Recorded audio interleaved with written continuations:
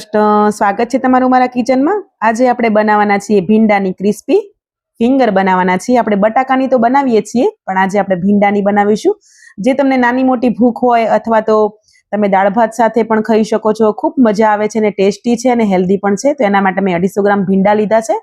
એને ધોઈને સારી રીતે સાફ કરી લેવાના છે અને ભીંડો શક્ય હોય તો કૂણો જ લેવાનો છે, વધારે પડતા દાણાવાળો ભીંડો નથી લેવાનો અહીંયા। અને વધારે દાણા હોય તો એને નીકાળીને આ રીતે ફિંગર કટમાં કરી લેવાના છે, એકદમ પતલી પતલી સ્લાઈસ। હવે આપણે અહીંયા ટેસ્ટ પ્રમાણે મીઠું એડ કરીશું। જે લોકોને ભીંડાનું શાક નહીં ભાવતું હોય ને એને પણ આ ફિંગર તો ચોક્કસથી ભાવશે। તો અડધી ચમચી ધાણા જીરું પાવડર, અડધી ચમચી હળદર પાવડર, અડધી ચમચી મરચું પાવડર, ટેસ્ટ પ્રમાણે મીઠું, અડધી ચમચી ગરમ મસાલો, 1 મોટી ચમચી આમચૂર પાવડર અને અહીંયા 2 થી 3 ચમચી હું અહીંયા ચોખાનો લોટ એડ કરીશ અને 2 થી 3 ચમચી આપણે ચણાનો લોટ એડ કરીશું। આ ફિંગર એટલી ટેસ્ટી લાગે છે ને ખાવામાં ખૂબ મજા આવે છે ને એકદમ ક્રિસ્પી બને છે। તો આપણે બધા જ લોટને મસાલા સાથે મિક્સ કરી લેવાના છે અને થોડુંક થોડુંક આપણે પાણી એડ કરીને એને કોટ કરવાના છે, જેથી કરીને આપણો લોટ ને મસાલા આપણા ભીંડા સાથે કોટ થઈ જાય।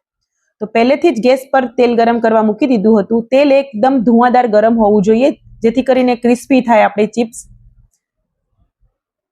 તમે જોઈ શકો છો કલર પણ જળવાઈ રહ્યો છે આપણો, અને આપણે જે ફિંગર બનાવી છે ભીંડાની એ પણ મસ્ત મજાની ક્રિસ્પી બની છે। અહીંયા હું તમને વિડીયોમાં બતાવીશ આગળ। તો મસ્ત મજાની ક્રિસ્પી ભીંડાની ચિપ્સ આપણે નીકાળી લઈશું ફિંગરને, બાકી પણ તળી લઈશું આપણે બીજી છે એ પણ।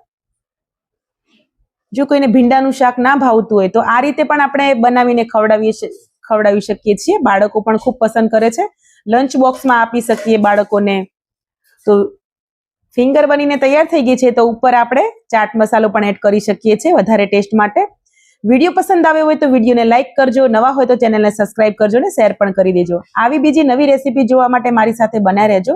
તો વિડીયોમાં બતાવું જો અટ્ટાની સાથે તરત જ આપણી ક્રિસ્પી મસ્ત મજાની ભીંડાની ચિપ્સ તૈયાર થઈ ગઈ છે। મળીશું નેક્સ્ટ વિડીયોમાં। જય શ્રી કૃષ્ણ।